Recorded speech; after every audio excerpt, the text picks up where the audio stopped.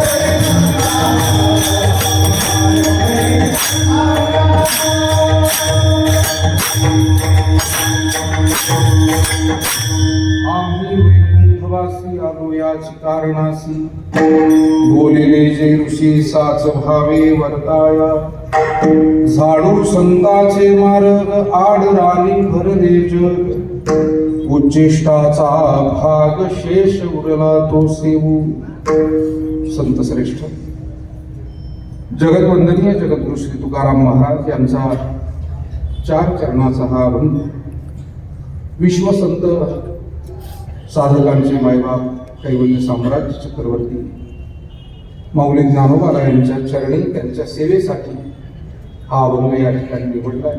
अर्थात भारतामध्ये महाराष्ट्रामध्ये जी पवित्र अशी महान तीर्थक्षेत्र त्यापैकी एक परमश्रेष्ठ आणि परमोच्च तीर्थक्षेत्र म्हणजे ही आपल्या अलंकापुरी श्री क्षेत्र आळंदी आणि आळंदी क्षेत्रामध्ये माऊलींच्या परमकृपेनं तुकोबारायांच्या कृपाशीर्वादानं सद्गुरू श्री जोग महाराज यांच्या परमकृपाशीर्वादानं आज संपन्न होणारा हा पुण्यतिथी महोत्सव अशाच एका महान उच्च संतांचा हा उत्सव वैकुंठवासी गुरुवर्य विठ्ठलजी महाराज बोले यांची 13वी पुण्यतिथी या अलंकापुरी क्षेत्रामध्ये सर्व सद्गुरुजोग महाराज वारकरी शिक्षण संस्थेचे आदरणीय कीर्तनकार प्रवचनकार आजी माजी विद्यार्थी मिळून एकत्र येऊन ही पुण्यतिथी साजरी करतायत. अर्थात ही सर्व सेवा ज्यांच्या आधिपत्याखाली कृपा छत्राखाली आपण करतो आहोत ते आपले सर्वांचे परमश्रद्धेय सद्गुरू श्री आदरणीय बाबा, त्याचबरोबर आदरणीय शास्त्रीजी, या निमित्तानं ज्यांची 5 दिवस 4 दिवस प्रवचन सेवा आहे आणि ज्यांचं फार मोठं साधकांना मार्गदर्शन आहे, ते आदरणीय डॉक्टर महाराज, आदरणीय परमेश्वरजी महाराज, या निमित्तानं आवर्जून उपस्थित खऱ्या अर्थानं सर्व आपल्या वारकरी संप्रदायाची ज्ञानवंत, गुणवंत, अभ्यासक, उपासक अशा स्वरूपाची साधक मंडळी, गुरुबंधू मंडळी, मौलींच्या चरणी, सकल संतांच्या, आपल्या गुरुजनांच्या आणि आपल्या साधक वर्गाच्या चरणी, श्रोतृवृंदाच्या चरणी परमश्रद्धेनं वंदन करतो. खरं म्हणजे ज्ञानदर्शन धर्मशाळा या भूमीचं फार मोठं एक पारमार्थिक वैभव आहे आणि एक वारसा आहे सेवेचा. वारकरी संप्रदायातील कितीतरी महनीय थोर साधू संत मंडळींनी या व्यासपीठावरनं मार्गदर्शन केलेलं आहे. मला वाटतं माझ्यासारखी सामान्य वारकरी सेवक मंडळी फक्त सेवा करू शकतात. सांगितलेली आज्ञा फक्त ती आज्ञेद्वारा प्राप्त झालेली सेवा रुजू करू शकतात. की नोहे हा उपदेश तुमचे बडबडी शेष या न्यायानं त्या गुरुजनांच्या चरणी सेवा आपल्याला समर्पित करायची आहे. आदरणीय शिंदे माऊली महाराज असतील, आदरणीय माऊली असतील, सर्वच आपली सद्गुरू महाराज वारकरी शिक्षण संस्थेची प्रमुख अध्यापक मंडळी, आदरणीय पृथ्वीराजजी महाराज आणि सर्व माझे गुरुबंधू महाराज मंडळी असतील. खरं म्हणजे दोन्ही आमचे अत्यंत दिग्गज असे मृदंगाचार्य, गायनाचार्य, विस्तार भयास्तव नामोल्लेख टाळतो, परंतु इतकी दिग्गज मंडळी सगळी आपली या ठिकाणी आहे आणि या गुरुजनांचं आपल्याप्रती फार मोठं ऋण आहे. सुदैव असं आहे की अजूनही संप्रदायामध्ये अशा भावनेचे लोक आहेत की ज्यांचं ऋण आहे ते स्मरणात ठेवावं आणि काहीतरी सेवा करून ती कृतज्ञता व्यक्त करावी या भावनेनं हे उत्सव होतात.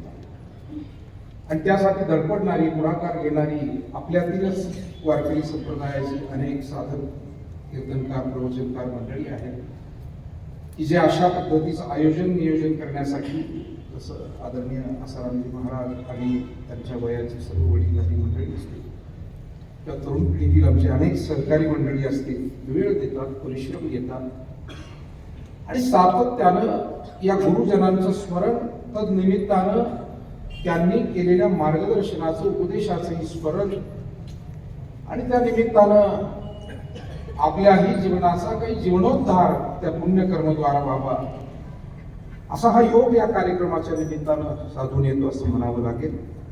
खरं तर माऊलींच्या या पुण्यभूमी, पुण्यक्षेत्रामध्ये वारकऱ्यांची मांदी आळी फुलवली ती सद्गुरू जोग महाराज. हा थोर कार्य, माऊलींनी जे कार्य सुरू केलं होतं, माऊलींनीच आपल्या एका आत्मीय संतांना या ठिकाणी पाठवून त्या कार्याचा विस्तार त्यांना करावासा वाटला. जसं आपणच सुरू केलेली एखादं काम आपल्याकडनं जर थोडंसं दुर्लक्षित झालं, किंबहुना ते मागे पडतं असं आपल्याला वाटू लागलं, तर काही आत्मीय जनांचं सहकार्य घेऊन आपण त्या कार्याला बळकटी देतो आणि पुन्हा जोमानं ते कार्य उभं राहून सर्वांना फायदा कसा होईल याचा विचार करतो.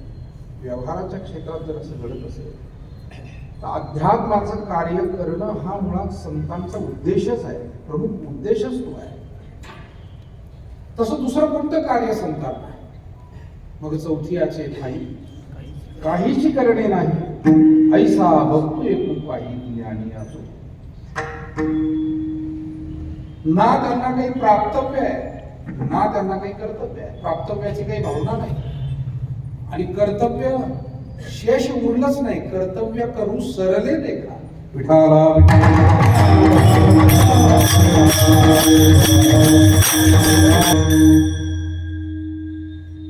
देवाला इथे यावं लागतं, धन आलंच पाहिजे. जर त्यानं हा पसारा इथे निर्माण करून ठेवला आहे, मग ज्यानं पेरणी केली त्याला पिकाची काळजी घेणं भाग आहे. ती काय फार मोठी नवलाची गोष्ट नाही. त्याला खतपाणी दिलं पाहिजे, पिकाचं संगोपन संवर्धन केलं पाहिजे. म्हणून देव या भूतलावर येईल ही फार मोठी आश्चर्याची गोष्ट नाही, पण तरी त्यातलं हे आश्चर्य आहे की इतकं सगळं करून सुद्धा बोलावल्याशिवाय तो येत नाही. आणली रूपा ही बळे करो ही खडे हरिदासी. खरा हा विश्वाचा पसारा त्यानं निर्माण केला. आपले सर्व गुरुजन सांगत आले काहीही नव्हतं, पण ती शक्ती होती. पहिले कोठेची नव्हते काही, चंद्र सूर्य तारा नाही, अवघे शून्याची होते काही. कान्होबा तेरे तेरे ते ते. ती निर्गुण शक्ती, ते निर्गुण ब्रह्म. पण त्याला कर्मे ना एकलेन कंठवेची म्हणून आई. आणि मग काय केलं त्यानं? पहिल्यांदा ते एक ढालगज निर्माण झाली माया. आणि तिने पहा एवढी ख्याती केली. आता एवढी ख्याती म्हणजे जवळजवळ जगातली लोकसंख्या 7.5 कोटीच्या वर गेलेली आहे फक्त माणसांची. 7-7.5 कोटीच्या पुढे गेली. आणि त्याच्यामध्ये आपला 1 नंबर आहे भारताचा, कारण आपण जवळजवळ 135 ते 140 कोटी पर्यंत पोहोचलेलो आहोत. आणि येणाऱ्या काळामध्ये जर का काही चांगली निर्णय धोरणं झाली नाही तर लोकसंख्या वाढेल, पण आपण कमी होऊ. आणि म्हणून काही गोष्टी येणाऱ्या काळामध्ये समान होणं गरजेचं आहे. विठाला एकाला 2च आपत्य हे बंधन, आणि दुसऱ्याला आपली जुनी गुरुजन मंडळी म्हणा की दर वर्षाला पाळणा हातो. जुनी वाळवडी संत मंडळी पूज्य भुले बाबा आणि ही सगळी जी पिढी आपली होती हे कसं चालेल? पूज्य परमश्रद्धेय रामसुखदासजी महाराज यांचं प्रवचन 98 साली त्यांचा सत्संग ऐकण्याचा योग आला. त्यावेळेला त्यांनी आकडेवारी सांगितली की हम दो हमारे दो हे फक्त हिंदूच करत राहिले तर ही संख्या घटत कशी जाणार आहे? हम दो हमारे दोन्ही वाढणार नाही, ती घटत जाणार आहे. आणि घटता काही वर्षांमध्ये आता तो टप्पा फार दूर राहिलेला नाही की आपण फार कमी होऊ, अल्पसंख्य होऊ. आणि या देशाला आतंकवादी कारवाया करून किंवा युद्ध करून ताब्यात घेण्याची गरज पडणार नाही. लोकशाही पद्धतीनंच हा देश ताब्यात घेतला जाईल. आणि म्हणून अर्थात मुद्दा इतकाच आहे, तिने पहा एवढी ख्याती. विठाला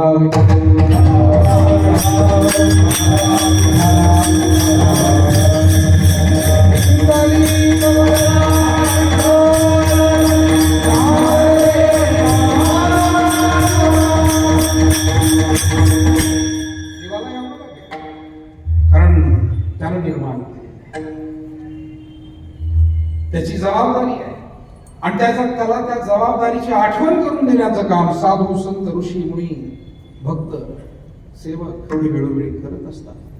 आपल्याला राम अवताराची, कृष्णावताराची, सर्व अवतारांच्या कथा ज्ञात आहे. देव आणावा लागतो.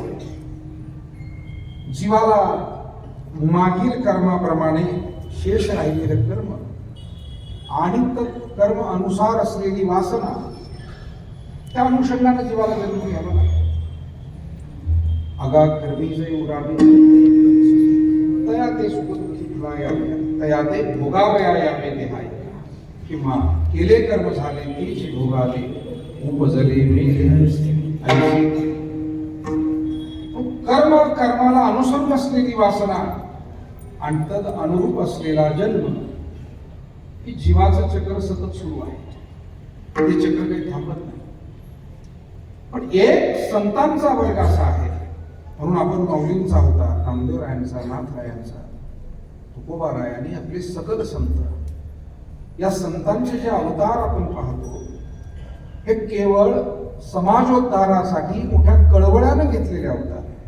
आणि माझ्यासारख्या एका वारकऱ्याला निश्चित अशी श्रद्धा आहे असं वाटतं की माऊली तुकोबारायांच्या नंतर ही जी संत मांदियाळी पूर्वी अवतीर्ण झाली होती त्यांना पुन्हा असं वाटू लागलं की आपणच माऊलींनी केलेलं कार्य, ज्ञानेश्वरीचा दिलेला प्रसाद असेल, तुकोबारायांनी दिलेली गाथा असेल, नाथरायांनी दिलेलं भागवत आणि इतर ग्रंथावली असेल, या सकल संतांना असं वाटलं असेल की आपणच उभं केलेलं हे कार्य आहे.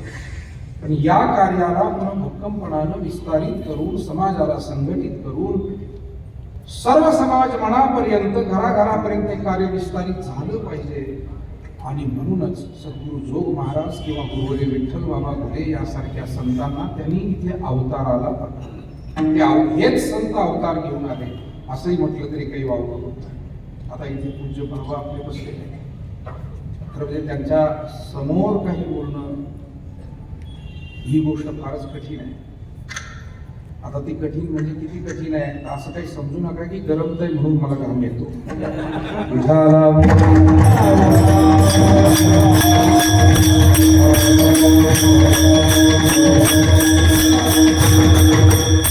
खरंच कठीण आहे.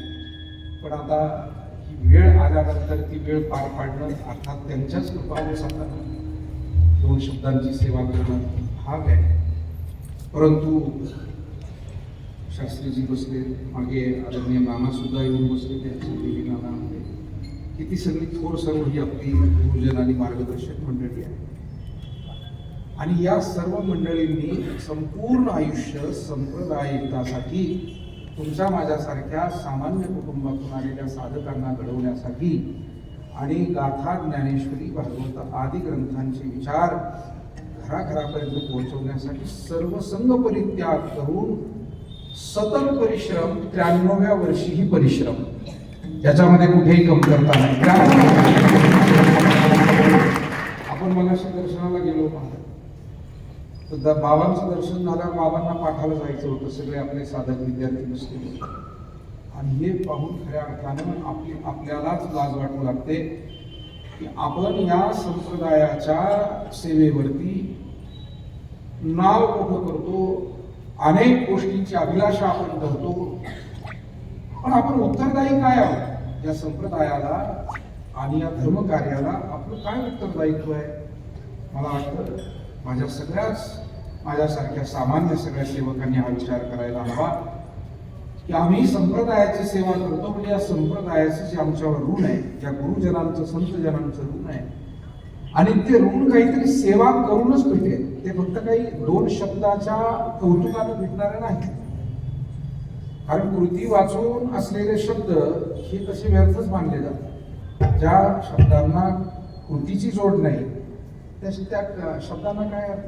म्हणजे काही गावांमध्ये सप्ताह होतात तर काही माणसं पंगत घेण्यासाठी उत्सुक असतात, काही माणसं पारणाला बसण्यासाठी उत्सुक असतात सप्ताहाच्या वेळेला, काही मंडळी श्रमदान करण्यासाठी तरुण उत्सुक असतात, तर काही जण सप्ताहामध्ये माईक घेऊन भाषण करण्यासाठी उत्सुक असतात.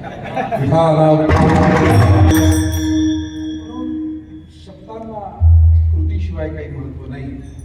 आपली कृती आपल्याला करायची आहे आणि ती कृती आपण रोज करायची आहे. म्हणजे एखादा दुसरा प्रसंग नव्हे, रोज आम्हाला या गुरुजनांनी जो डोंगरा एवढा आदर्श आमच्यापुढे सेवेचा ठेवलेला आहे, आम्हाला थोडी तरी सेवा त्या मार्गाने जाऊन 2 पावलं टाकून करता येईल का?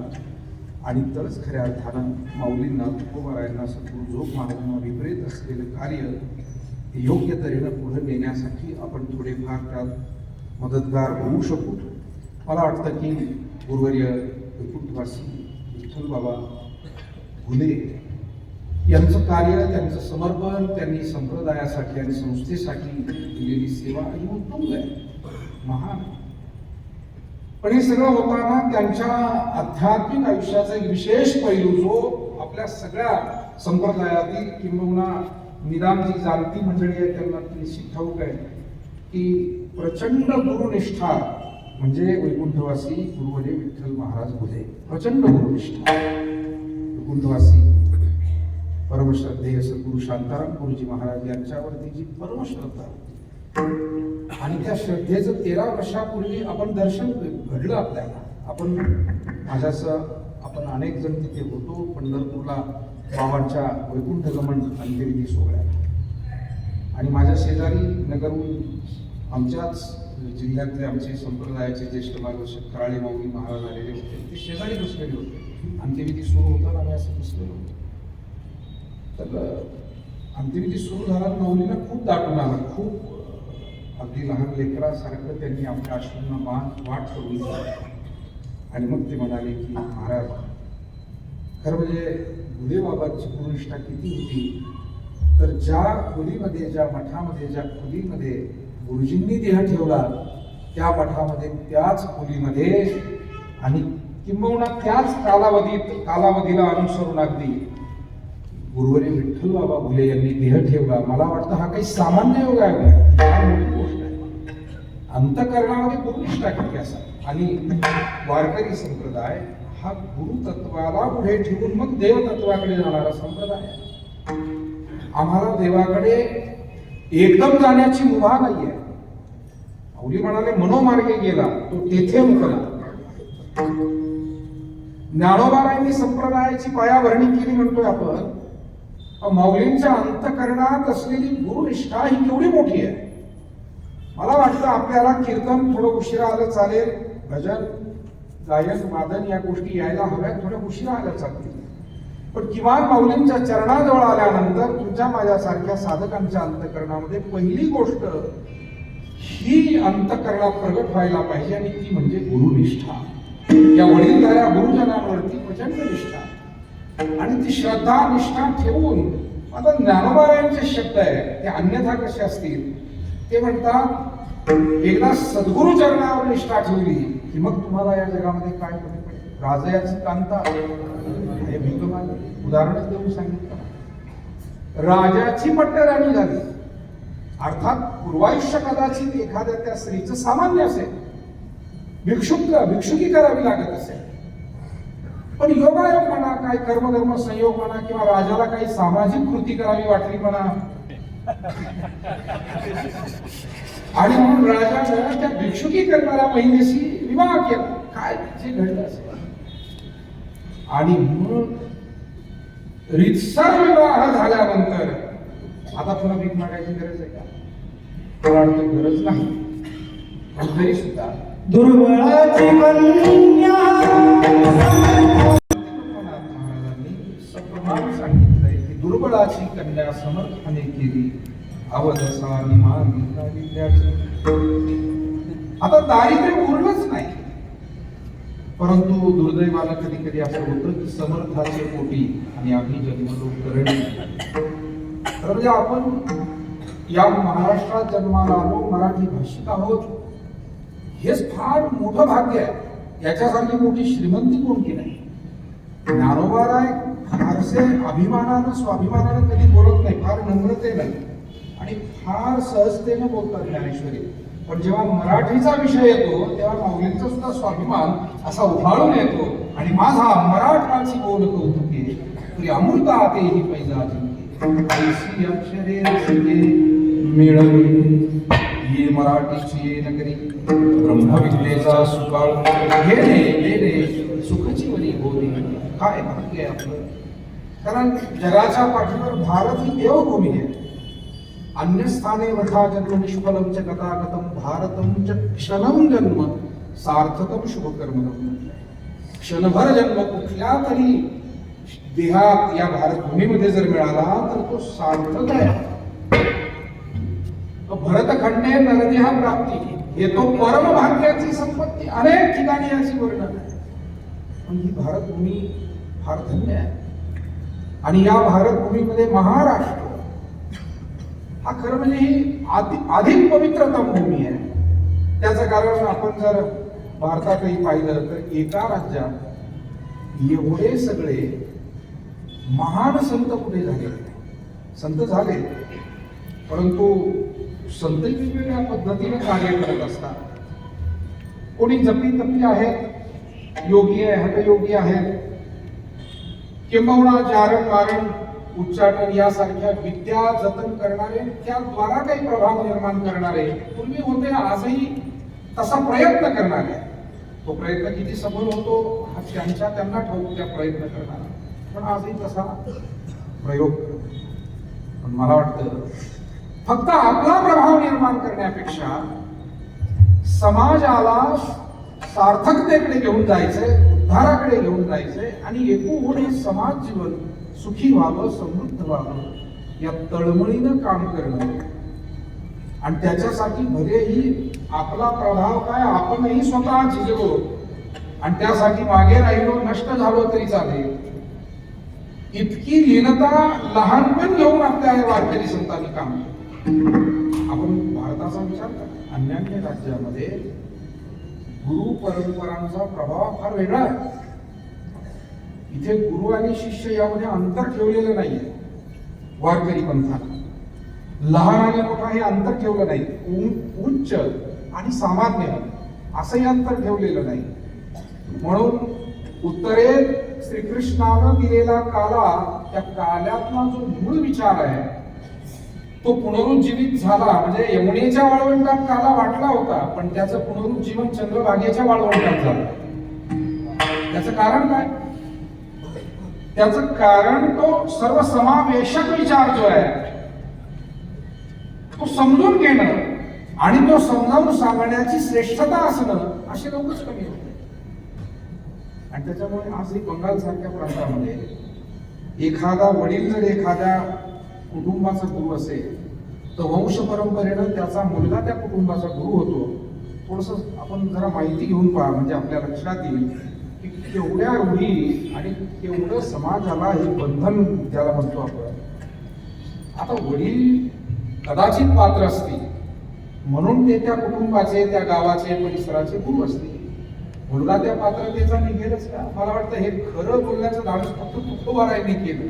संताचे ते आप्त संत विठाला धाडसच केलं नाही तर आपल्याला सांगत केले. जरूर तुम्ही एखाद्याला योग्यता असेल तर त्याच्या चरणी नतमस्तक व्हा त्या परंपरेविषयी. योग्यताच नसेल तर. आणि म्हणून वारकरी संप्रदायाचा जे कार्य, जो विचार, तो खरं म्हणजे साधकाने त्यातली व्यापकता, त्यातली तात्विकता जी आपल्या गुरुजनांनी सांगितली, तुमच्या माझ्या बुद्धीला झेपेल पचेल एवढी. पण एखाद दुसरी ओळी कमी पाठ झाली चालेल, एखाद दुसरा अभ्यास कमी पाठ झाला चालेल, पण संप्रदायाविषयीची जी समज आहे ती होईल. हळूहळू ती सेवा आपण करत राहू. पण ती समजच जर आली नाही तर, समज नाही आली तर काय करायचं? आता मी किती उदाहरण तुम्हाला सांगू शकेल, परंतु हे व्यासपीठ असं काही व्यक्तिगत बोलण्याचं व्यासपीठ नसतं. माझे एक ओळखीचे आपल्या जोग महाराज संस्थेचे कीर्तनकार, चांगला माणूस, आम्ही त्यांचं मार्गदर्शन घ्यायचो. पुढे पुढे त्यांनी माऊलीचा फोटो काढून टाकला, आसाराम बापूचा फोटो लावला खोलीला. म्हणून मी म्हटलो की समर्थाचे पोटी आम्ही जन्म करंटी.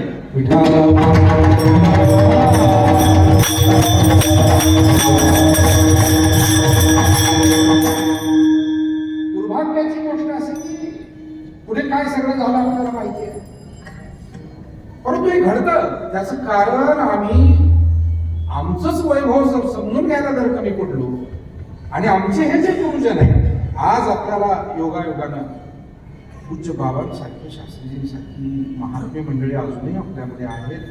आणि मी तर म्हणतो की अजून शेकडो वर्ष ते राहिले पाहिजे. आपलं आयुष्य सगळं त्यांना मिळालं. आधारावर या आधारावर चालेल. तुम्ही, मी आणि आपली सामान्य मंडळी जी दोन शब्द सेवा करतो, वाटचाल करतो, आपल्याला जे आशीर्वाद मिळतात तो आशीर्वादाचा हा स्रोत आहे. मार्गदर्शन मिळतं तो हा स्रोत आहे. आणि जबाबदारी आहे मात्र प्रत्येक साधकाची, अगदी तो सामान्य भजन करणारा साधक असेल, कीर्तन करणारा असेल, आयोजन नियोजनामध्ये योगदान देणारा साधक असेल. साधक म्हणजे काय? तो फक्त कीर्तनकार असतो असं नव्हे. महाराष्ट्रात फिरताना एक लक्षात आलं की कीर्तनकार संप्रदायाला चालवतो असं म्हणणं फार चुकीचं आहे.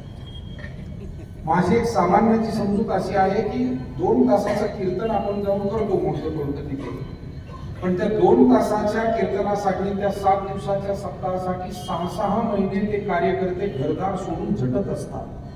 आपली प्रपंचाची कामं हातावेगळी ठेवून, लेकरा बाळांचे प्रश्न बाजूला ठेवून. आणि म्हणून त्या गावात जाताना आमच्या मनामध्ये ही सुद्धा भावना असली पाहिजे की तिथे कुठेतरी प्रामाणिक सेवा करणारी जी मंडळी आहे, प्रत्येक वेळी जाऊन आगपाखडच करावी का? मला सांगा, गुरुजी वर्गात आले रोजच जर का पोरांना धमकायला लागले, पोरं म्हणतील शाळा नाही, त्याचा आपल्यासाठी हा कर्माचा भोग आहे.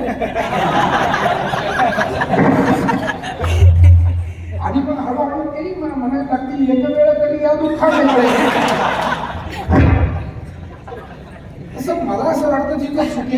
आपल्या कीर्तनकाराने 2 शब्दाचं सडेतोड मार्गदर्शन करायलाच हवं, त्यात कुठे कमी पडू नये. पण सुखापेक्षा माझा स्वतःचा छोटा अनुभव असा आहे की 95% गोष्टी इतक्या चांगल्या असतात, इतक्या उत्तम सुरू असतात. मोठ्या मनानं अन्नदान करणारे अन्नदाते असतात, श्रमदान करणारे तरुण कार्यकर्ते असतात, पारायणाला बसलेले साधक वाचक असतात, आणि ते सगळं जे चाललेलं असतं तिथे जुने जाणते वारकरी असतात, ते वेगवेगळ्या सेवा सांभाळत असतात. कुठे काकडारती असेल, कुठे गाथा भजन असेल. तर या सगळ्याविषयी सुद्धा आपल्याला थोडीशी आपुलकीची भावना, कारण हा संप्रदाय आपुलकीनं पुढे जायला असं मिळवलेली मानवी विस्कळीत करा असं आम्हाला बाबांनी शिकवलं नाही. ही माणसं सगळं जोग महाराजांचं अंतकरण किती विशाल असेल पहा. स्वतः इथे ज्ञाते होते, विद्वान होते, एका महान घराण्यात जन्म झालेला होता. त्यांना काही गरज नव्हती तुमच्या माझ्यासारख्या सामान्य फाटक्या तुटक्या वारकऱ्यामध्ये येऊन हे कष्ट सहन करण्याची आवश्यकता नव्हती. परंतु मुळातच ते अवतारी होते, आणि माऊलींना त्यांच्या कर्मी हे कार्य करून घ्यायचं म्हणून महाराज गुरु जोग महाराज जेव्हा इथे आले, माऊलींच्या समोर येऊन अनुष्ठान केलं, आणि माऊलींनी प्रत्यक्ष साक्षात्कार देऊन प्रगट होऊन सांगितलं की महाराज, आता हे जे कार्य आहे की लहान थोर आबालगत न पाहे याती कुळाचा विचार, हा जो विचार घेऊन आम्ही कार्य केलंय, सद्गुरू जोग महाराज हे तुम्हाला करायचं. मला तर नेहमी वाटतं महाराष्ट्रामध्ये खडकरी होते, मटकरी होते, अनेक परंपरा होत्या, पण तरी सुद्धा जर जोग महाराज अवताराला आले नसते, संस्था उभी राहिली नसती, तर इतकी सर्वसामान्य माणसे नसती. महाराज तुमच्या माझ्या सारख्याला हा अधिकार मिळालाच नसता. कारण शेवटी काय झालं असतं, जसं पूर्वी संस्थानिक राजे होते, नंतर लोकशाही आली, राज्यव्यवस्था चालूच होती ना, पण सगळी संस्थानिकांची ज्याच्या त्याच्या टप्प्यात ज्याच्या त्याच्या इलाक्यात विभागलेली राज्यव्यवस्था. तिथे न्यायालय होती, तिथेही सैन्य होतं, तिथेही जनता होती, राजा होता, सगळ्या व्यवस्था होत्या, मंत्री होते. पण तरी सुद्धा ज्याचं त्याचं आत्मकेंद्री काम सुरू होतं, सर्वव्यापी काम नव्हतं. पुढे इंग्रज आले, हळूहळू आणखी देश मग त्या संस्थानिकांच्या ताब्यातून इंग्रजांच्या स्वाधीन झाला. पण तदनंतर काही महापुरुषांच्या लक्षात आलं, शिकले सवरलेले आध्यात्मिक सामाजिक व्यावहारिक अशी जाण असलेले जाणते लोक त्या काळी, म्हणजे सद्गुरू जोग महाराजांच्याच काळामध्ये लोकमान्य टिळक होते, तदनंतर गांधीजी आले, सावरकर आले, भगतसिंग आले, राजगुरू आले, किती लोक या सगळ्या प्रवाहामध्ये सहभागी झाले. आणि या सगळ्या लोकांना असं वाटलं एक सर्वव्यापी व्यवस्था निर्माण व्हायला पाहिजे, सामान्य माणसाला सुद्धा आपलं म्हणणं तिथे सांगता आलं पाहिजे, आणि त्याचाही सहभाग होऊन त्याचा उत्कर्ष झाला पाहिजे. म्हणून लोकशाहीतून अनेक गोष्टी मला आम्हाला मिळाल्या. लोकशाहीमध्ये काही गोष्टी जरी थोड्याशा त्रासदायक वाटत असतील, कारण लोकशाही सुद्धा काही मुद्द्यांवरती अडचणीची ठरते, पण तरी सुद्धा बहुतांशी ती गुणकारीच आहे, त्यातले दोष थोडेफार असतील. आता तो एक स्वतंत्र विचाराचा विषय होईल, त्याची काही आपल्याला इथे मांडणी करता येणारही नाही माझ्यासारख्या, आणि ती करणं योग्य आहे. लोकशाहीचे फायदे आणि तोटे हा एक स्वतंत्र एखाद्या फर्स्ट इयर सेकंड इयर वगैरे MA BA करणाराचा तो विषय होऊ शकेल. विठाला आपल्याला आध्यात्मिक लोकशाही मला वाटतं 700 वर्षापूर्वी ज्ञानोबारायांनी दिली. पुन्हा ही आध्यात्मिक लोकशाही धोक्यात येते असं पाहिल्यानंतर तुकोबारायांना खूप त्रास झाला, आणि पुन्हा हे धर्म मार्गदर्शकाच्या स्वाधीन होत चाललेलं हे तत्व पुन्हा एकदा त्यांनी सर्वव्यापी केलं. त्यासाठीचा संघर्ष आहे. महाराजांना जो संघर्ष करावा लागला तो जर सगळं गोडी गुलाबी चाललं असतं तर कशाला काय, त्यांना काही त्रास झाला नसता. पण सत्य बोलणारी माणसं, काही समाज हिताचं काम करू पाहणारी माणसं ही प्रस्थापित आणि स्वार्थी आत्मकेंद्रित लोकांच्या डोळ्यात फुकू लागतात, आणि तिथून तो संघर्ष सुरू होतो. म्हणून तुकोबारायांना, ज्ञानोबारायांना, नाथ महाराजांना, सर्व संतांना, असे कोणते संत नाही की ज्यांना हा जाच सहन करावा लागलेला नाही. तुकोबारायांना विशेषत्वानं माऊलींनी जो जाच सहन करून आध्यात्मिक लोकशाही दिली, पुढे तुकोबारायांनी ती दिली, आणि मला वाटतं त्यांच्यानंतर पुन्हा एकदा फड आणि मठामध्ये केंद्रित होत चाललेला संप्रदाय पुन्हा एकदा असा मंदिराच्या प्रांगणात आणावा आणि केंद्रित न होता समूहानं ती सेवा घडावी म्हणून सद्गुरू जोग महाराजांचा अवतार आणि त्या कार्याला पुढे नेण्यासाठी विठ्ठल महाराज घुले यांच्यासारख्या गुरुजनांचं कार्य. हा मूलभूत विचार आपल्याला आळंदी पंढरीमध्ये आल्यानंतर कळला. ही काही गंमत नाही. या महात्म्याने आयुष्य वाहिली म्हणजे केवढा मोठा विचार करून वाहिली. ते काही रोज आपल्याला सांगत बसणार नाही आहे की आम्ही कशासाठी हा त्याग केला, परंतु हा त्याग यासाठीच आहे की जे ज्ञानोबारायांना अभिप्रेत, जे तुकोबारायांना अभिप्रेत, ते सर्वव्यापी कार्य तो कोणत्याही जातीचा साधक असो, कुठल्याही परिस्थितीतला असो, कुठल्याही प्रांतातला भागातला असो, त्यानं यावं, माऊलीचं लेकरू म्हणून इथे राहावं आणि त्यानं चांगला विचार इथून घेऊन जावा. मला वाटतं तुकोबाराय म्हणतात हे जे अवघे संत जन आहे त्यांचं इथं येण्याचं जे मूळ कारण आहे अवताराचं ते हेच आहे आणि ते अभंगाच्या प्रथम.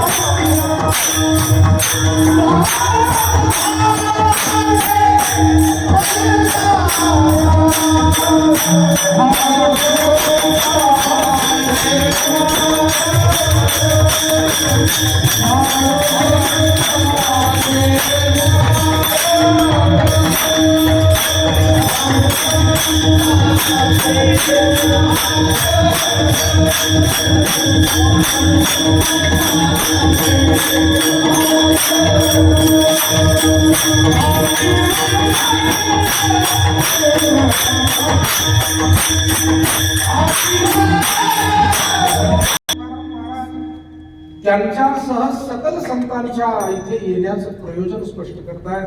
महाराज म्हणतात आम्ही मुळात त्या ईश्वर लोकातून आलो आणि तिथलेच आम्ही आहोत. आम्ही वैकुंठवासी. आता कुणी एखाद्या गमतीनं म्हणेल तुकोबारा तुम्ही वैकुंठवासी का आम्ही वैकुंठवासी,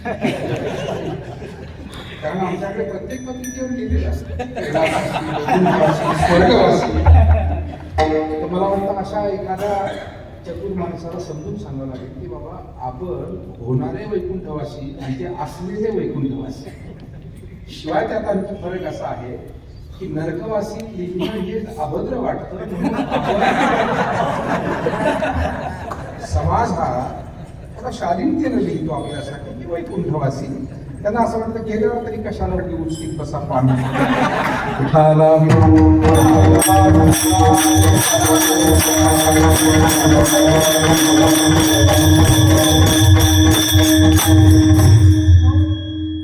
मूळचे देव स्वरूप झालेले हे महान आणि वैकुंठ भुवनी घर केले आपल्या सेवेनं, साधनेनं, तपश्चर्येनं त्या ठिकाणी स्थित झालेले म्हणून वैकुंठवासी. आलो अनेक ठिकाणी महाराजांनी ही भाषेचं जे स्वातंत्र्य आहे, इथे येण्याचं जे स्वातंत्र्य आहे ते त्यांच्या शब्दातून व्यक्त केलेलं आहे. महाराज म्हणतात आलो म्हणे तुका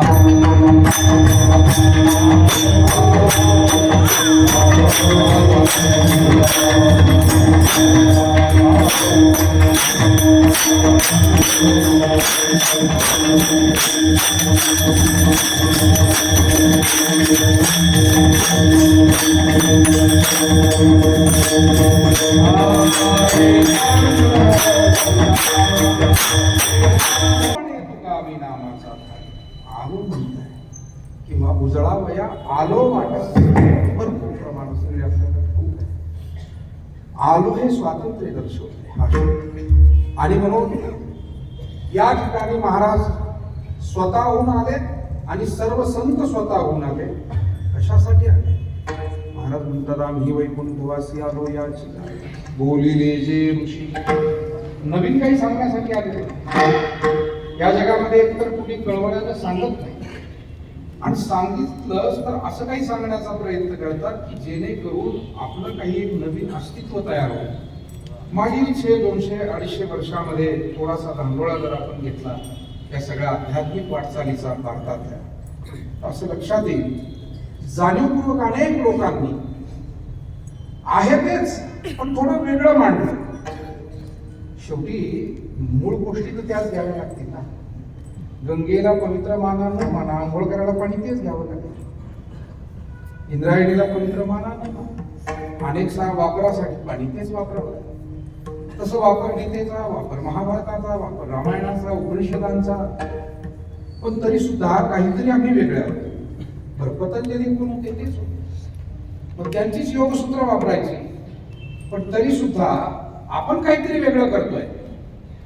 आणि प्रत्येकानं अशी जाणीवपूर्वक वेगळी वाट निर्माण केल्याचं भासवलं. ती वाट वेगळी नाहीच आहे, फक्त त्याच्यामध्ये स्वतःच्या नावाला थोडस मोठे करण्यासाठी मूळ विचार तिथला घेऊन सुद्धा त्यांचे फोटो नाहीये ज्यांचा विचार घेतला, फोटो यांचे. मला वाटतं हे ज्या दिवशी संप्रदायातले आणि धार्मिक संप्रदाय म्हणत नाही नुसता, जगातल्या आणि भारतातल्या सगळ्या धार्मिक म्हणून सेवा करणाऱ्या लोकांना कळू लागेल ना, त्या दिवशी पाखंड दूर व्हायला वेळ लागणार. पण आमचा भोळे भाबडेपणा कधी संपतच नाही. आम्ही आपलं बाबा वाक्यांप्रमाणे ज्ञानेश्वरी गाथा एवढं सांगते, आणि ही आपली संत जन इतकं सामान्यांमध्ये सामान्यपणे राहून असामान्य विचार आम्हाला देतात, पण ते आम्हाला लोक समजत नाही. आणि बुडवणारे फसवणारे लोक थोडस काहीतरी वेगळं अवडंबर दाखवतात, आणि त्याच्या मागे समाज पळाल्याशिवाय दुर्भाग्याची गोष्ट. आणि म्हणून खऱ्या अर्थानं ऋषी मुनींनी जे सांगितलं तेच साच भावे हा शब्द मला वाटतं या अभंगाचा प्राण आहे. आम्ही ते सांगण्यासाठी आलो म्हणत नाही, वर्ताया. जे ऋषीमुनींनी सांगितलंय त्याचं वर्तन करून दाखवायला आलोय, पण वर्तन पाखंडपणानं करणार नाही, ढोंगानं करणार नाही, स्वार्थाच्या सोयीनं करणार नाही, साच भावे करू, सत्य भावनेनं करू. जसं एखादा कर्मचारी त्याला त्या ऑफिसनं दिलेलं काम, त्याच्या अधिकाऱ्याने दिलेलं काम 24 तास काही त्याच्या सोबत नसतात ते, पण तो इतका इमानईद्वारे करतो, त्याची ती धारणा असते, त्याचा पिंडच तसा असतो प्रामाणिक काम करण्याचा. आणि त्याच्यामुळे तो सदैव आपल्या त्या कर्तव्याला जागतो आणि व्यवस्थित काम. एखादा सुरक्षा रक्षक असेल, आपला सैनिक असेल, आपला पोलीस असेल, आपला स्वच्छता कर्मचारी असेल, आरोग्य कर्मचारी असेल, शिक्षक असेल, अनेक माणसं समर्पित भावनेनं आजही काम करतायत. आपण बिघडलं म्हणतोय, माझं मत आहे, तुम्हाला पटतंय का बघा, परंतु अजूनही 80% चांगलं आहे. जे काही वातावरण गढूळ होत आहे, आपण कधी कधी चांगल्याला वाईट म्हणतो आणि मग ती यादी वाढत ठेवतो, परंतु 80% चांगलं आहे आजही. फक्त आपल्याला नको असतं म्हणून आपण मग वाईटाची यादी वाढवत नाही. तसंही आता एका गावात म्हटलं की तुमच्या गावातल्या 4 माणसांना यात्रेला घेऊन जायचं होतं, जरा यादी सांगा कोण चांगली चांगली माणसं आहे. एका माणसाला कळीचाच प्रश्न विचारला. तो थोडा थांबला. म्हटलं महाराज तसं काय, आता आमच्या गावात कोणी येण्यासारखं वाटत नाही, पण तरी चांगली 4 माणसं. कोण धड आहे महाराज आमच्या गावात? आता ही वाईट माणसं आहेत एवढी का याने यादी वाढवली नको वाटतं. हाही मुद्दा समजून घ्या. जगामध्ये अजून 80% चांगलं आहे. नीट पहा. गावामध्ये जर 200 उमऱ्याचं गाव असेल तर गावातले तुम्हाला त्या 200 पैकी 175, 180 घराचे सापडतील जे आजही नीती सांभाळतात, जे आजही भक्ती करतात, जे आजही कोणाचं उधार संवार ठेवत नाही, स्वतःला उपवास काढतील, पण कोणाला फसवणार नाही अशी माणसं सापडतील. एक 10-20% लोक फसवणारे, हिंसा करणारे, अभद्र वागणारे भेटतील. आणि म्हणून आपण काही सगळ्याला सरसकट वाईट म्हणता येत नाही.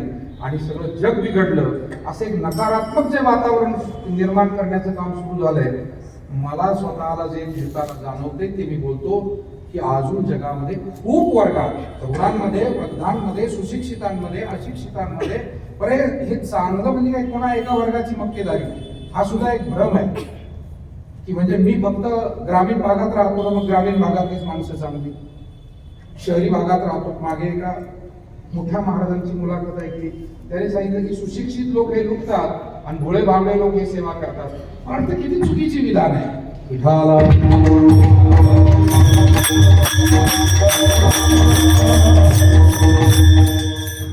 म्हणताय तुम्ही स्वतः आणि कुठे बुद्धी गहाण ठेवून विधान हे भोळ्या भावड्या लोकांना पटेल, भोळ्या भावड्यांना पटेल असं कसं तुम्ही विश्लेषण करू शकता? सुशिक्षितांमध्ये म्हणजे सगळे जेवढे शिकले ते काय, आता डॉक्टर महाराज इथं बसले, तिथूनच सुरुवात करतो. डॉक्टर होऊन आयुष्य संप्रदायाला समर्पित केलं. मग अशी सुशिक्षितांची मंडळी आपल्या संस्थेच्या इतिहासात पूज्य बाबासाहेब हे स्वातंत्र्यपूर्व काळातले प्राचार्य, सर परशुराम भाऊ महाविद्यालय, SP कॉलेज, आणि तदनंतर मला वाटतं आणखी एक इंजिनियर होते आपले विश्वस्त त्या जुन्या काळामध्ये, निवूरगावकर इंजिनियर होते. इंजिनियर त्या काळातले विचार करा तुम्ही, 50, 60, 70 वर्षापूर्वीचे इंजिनियर होते आणि ते आपल्या जोग महाराज संस्थेचे विश्वस्त होते. स के निवूरगावकर विठाला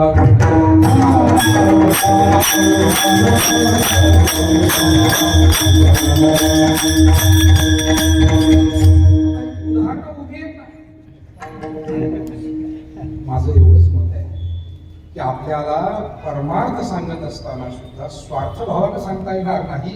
हे बंधनच संतांनी आम्हाला दिलं. तुम्हाला थोडं मोकळं मन तिथे ठेवावं लागेल.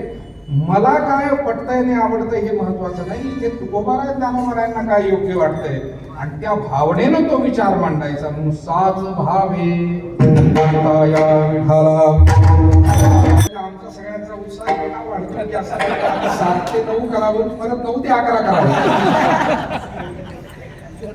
ज्ञान दर्शनचे आमचे सगळे प्रमुख मंडळी म्हणतील की यांना पुढच्या वेळेला येण्याची इच्छा आहे की नाही. तर मला जरूर इच्छा आहे, कीर्तनाला म्हणून नाही परंतु प्रेमानं भेटायला म्हणून तर सतत यावं असं वाटतं, येतच राहतो.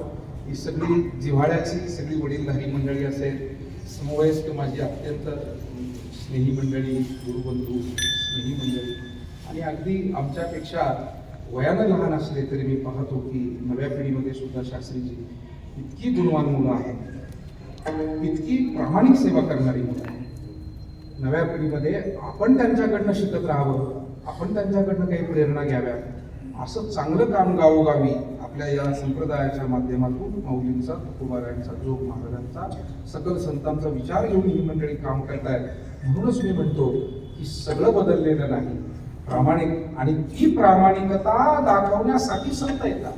मला वाटतं जर तुमच्या आमच्यामध्ये बहुतांश अजून चांगलं शिल्लक आहे असं जर आपण म्हणत असू तर त्याचं श्रेय कुणाला जातं? त्याचं श्रेय या संतांना जातं. त्याचं श्रेय, कारण या महात्म्यांनी कधीही स्वतःचा बडेजाव कधी समाजापुढे मांडला नाही. साच भावे संतांचे विचार ते मांडत.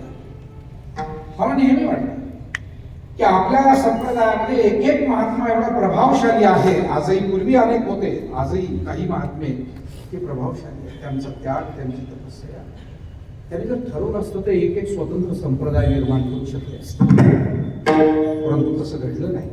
त्याचं कारण माऊली तुकोबारायांच्या विचारांची बांधिलकी आणि त्यातून नम्रतेनं सेवा करण्यासाठी स्वीकारलेली जबाबदारी फार मोठी गोष्ट आहे. क्षमता असून सुद्धा या गोष्टी करणं, मला असं वाटतं, बोलता येत असून गप्प बसणं कठीण गोष्ट आहे, फार कठीण गोष्ट आहे. धावता येत असून थोडं शांत राहणं कठीण आहे, कठीण आहे.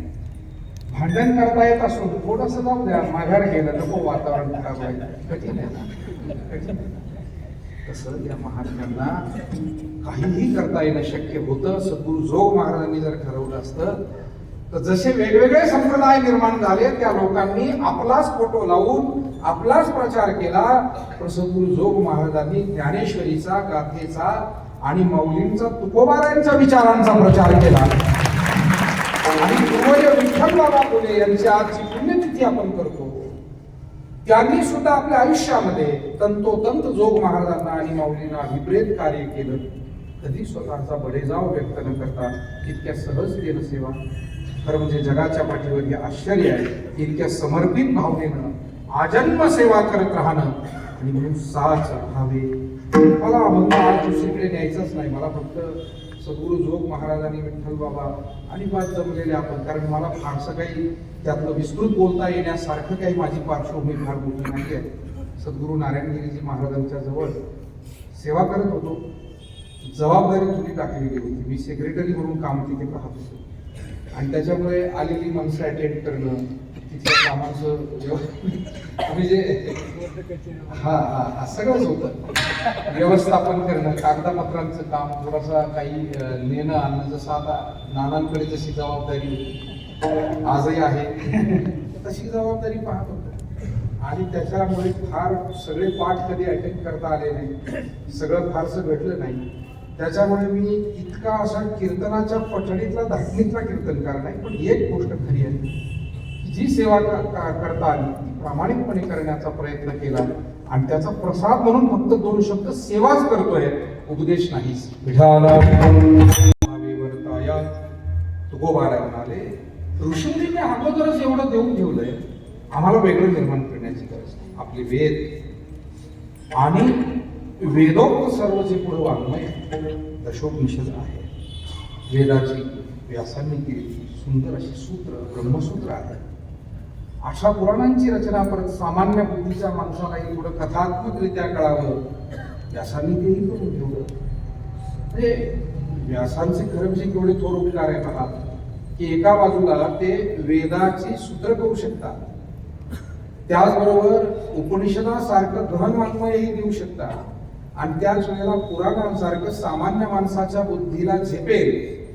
मला असं वाटतं प्रत्येक वक्ता आणि प्रत्येक जो काही समाजामध्ये अध्यात्म प्रबोधनाचं काम करणारा माणूस आहे, त्याला यातून एक घेण्यासारखा विचार आहे की माझी क्षमता फक्त बुद्धिवादावर बोलण्याची असेल तरी मी तिथे थांबणार नाही, मी सामान्य माणसाचा विचार करून सुद्धा तिथपर्यंत येईल. आणि आमचे गुरुवर्य सद्गुरू नारायणगिरीजी महाराज म्हणायचे की जो खूप अवघड बोलतो त्याला विद्वान म्हणतात आणि जो अवघड तत्व सोपे करून सांगतो त्याला संत किंवा वारकरी म्हणतात.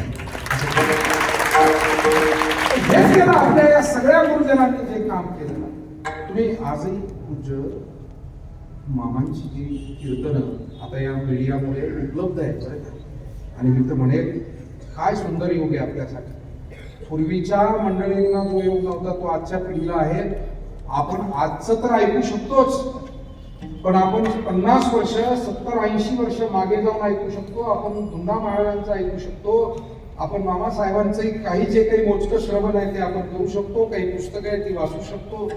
अनेकांचं पूज्य जगन्नाथ अण्णांसारख्यांचं आपण ऐकू शकतो, अनेकांचं ऐकू.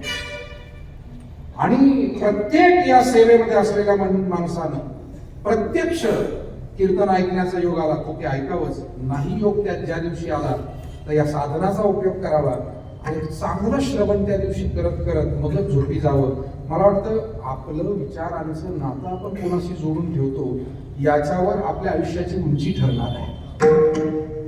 विचारांचं नातं आलतू फालतू काहीतरी, आता लोक ते रील्स ऐकतात, कसले तरी हसी मजाक जोक तेवढंच पाहत राहतात आणि मग स्वतःच्या जीवनाचं हसं करून घेतात. कारण ते हसी मजाक जोक याच्यामध्ये प्रपंचाची वाट लागून जाते.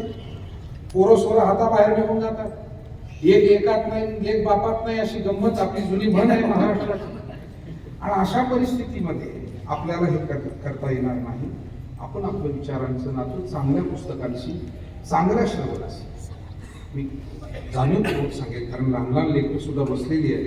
तुम्हाला जर उद्या चांगले कीर्तनकार व्हायचे तर तुम्हाला उगीच काहीतरी हे पहा, घरात जर आपल्याला वर्षभराचा धान्य साठा करायचा आहे तर नुसतं भूस उकळून चालेल का?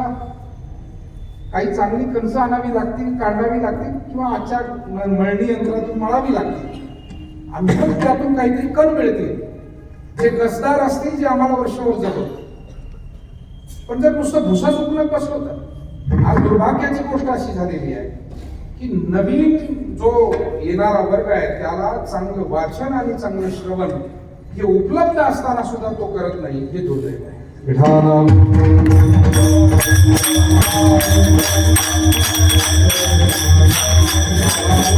आपण एवढाच विचार करू, मायबाप हो माझ्यासारखा तोडका मोडका एक सेवक इथे उभा आहे संप्रदायातला, आणि माझ्यासारख्या हजारो जणांना घडवणारे हे गुरुजन इथे बसलेले आहेत, यातूनच श्रवणाची महती किती आहे हे आपल्याला पटवून देण्यासाठी येतात. हे काही विशेष ऐकायला इथं येत नाहीये, पण तुमच्या माझ्यावरती तो संस्कार व्हावा. कारण गीतेने सांगितलं यद्यद आचरती श्रेष्ठ तत्तद एव इतरो जनः सयत प्रमाणं कुरुते लोकस्तदनुवर्तते.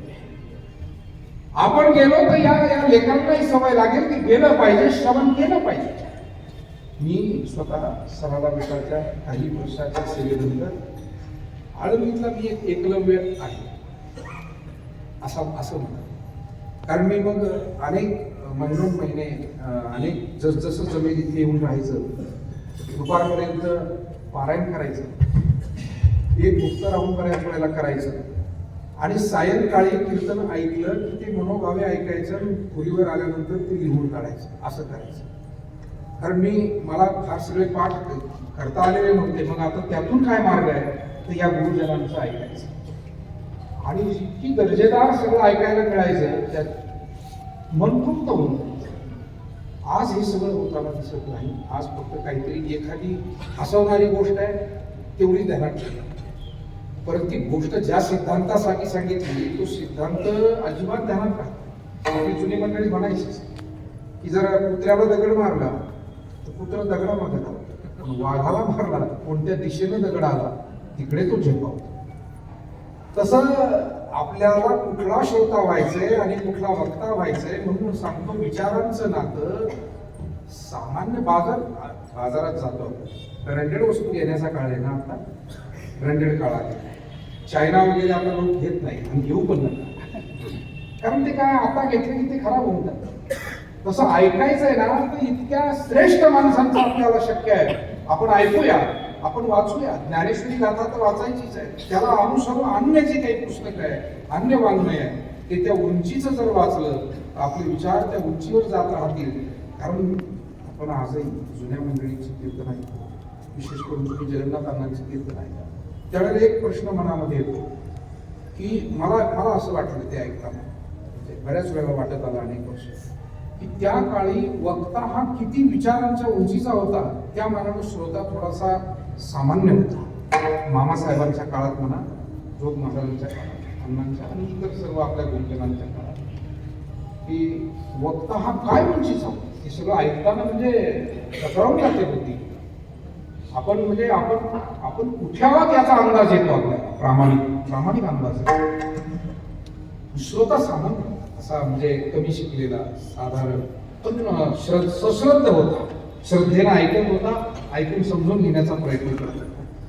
आज गंमत अशी झाली आहे महाराज की श्रोता हा खूप विचारांच्या उंचीवर गेलाय आणि वक्ता हा घसरत खाली चाललाय. याचं करायचं काय? विठाल